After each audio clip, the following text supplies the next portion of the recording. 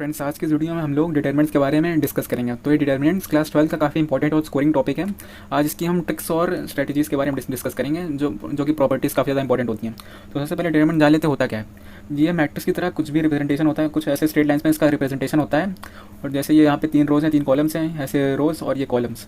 तो मेरे पास डिटरमिनेंट है और इसके यहाँ पे इस साइड में मैंने इसको मन में आप लोग बैठा लीजिए कि ये इसके कोफैक्टर्स का साइन होता है, यानी इसके जो कोफैक्टर्स हैं उनका ये साइन होता है। एक्सपांड करने में जब हम लोग एक्सपांड करेंगे तब ये हेल्प करेगा।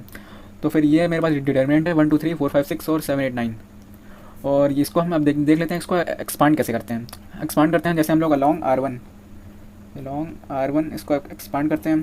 तो फिर R1 हम देख सकते हैं यहाँ पे ये जो फर्स्ट है ये मैंने वो लिख लिया यहाँ पे। लेकिन सबसे ज़्यादा इंपॉर्टेंट बात ये है कि यहाँ पे जो इसकी कोफैक्टर का जो साइन है वो प्लस है। अलॉन्ग R1 कर रहे हैं यानी R1 प्लस है, यहाँ पे हम लोग प्लस का सिंबल ले लेंगे।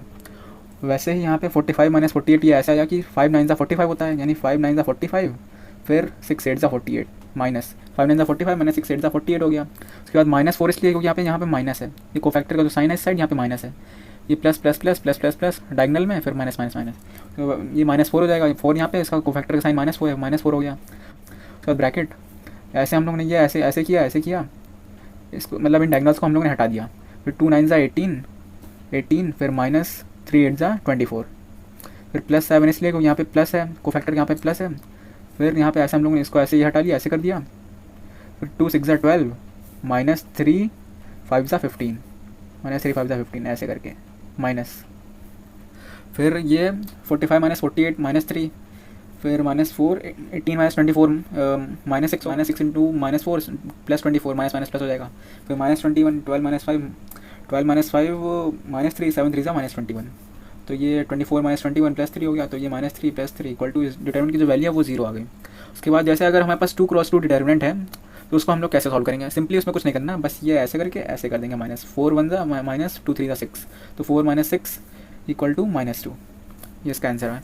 अब सबसे इंपॉर्टेंट चीज़ बात करते हैं हम लोग प्रॉपर्टीज़ की। इसमें जो प्रॉपर्टीज़ है काफ़ी ज़्यादा इंपॉर्टेंट है, प्रूविंग में मदद करती है। तो फर्स्ट प्रॉपर्टी है मेरे पास, if in a determinant rows and columns are interchange then the value of remain same.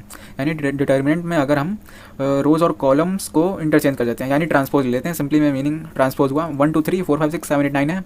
अब 1 2 3 हम लोग ऐसे कर दिए, यानी ऐसे था फिर ऐसे कर दिया। फिर 4 5 6 भी ऐसे था, अब ऐसे कर दिया। वैसे 7 8 9 भी ऐसे कर दिया। तो उसकी जो डिटरमिनेंट की वैल्यू होती है वो सेम ही रहती है।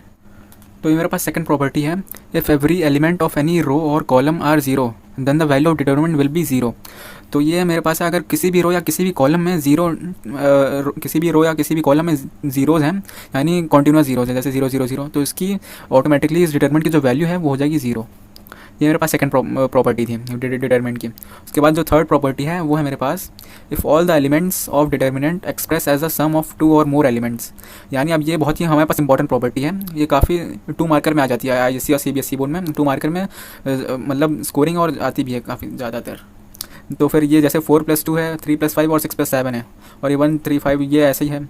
तो ये इक्वल टू हो जाएगा हमारे पास 4 3 6 है, यानी ये प्लस में है सब। 4 3 6 पहले लिखेंगे, ऐसे करके अलग अलग करके लिख लेंगे, एक डिटरमिनेंट अलग बना देंगे। फिर 1 3 5 2 4 6 1 3 5 2 4 6 ये अलग डिटरमिनेंट बना लेंगे। उसके बाद ऐसे ही प्लस करके 2 5 7, यानी जो 2 5 7 जो ऐड हो रहे हैं 2 5 7 1 3 5 2 4 6 इसका अलग डिटरमिनेंट ऐसे करके बना लेंगे हम लोग।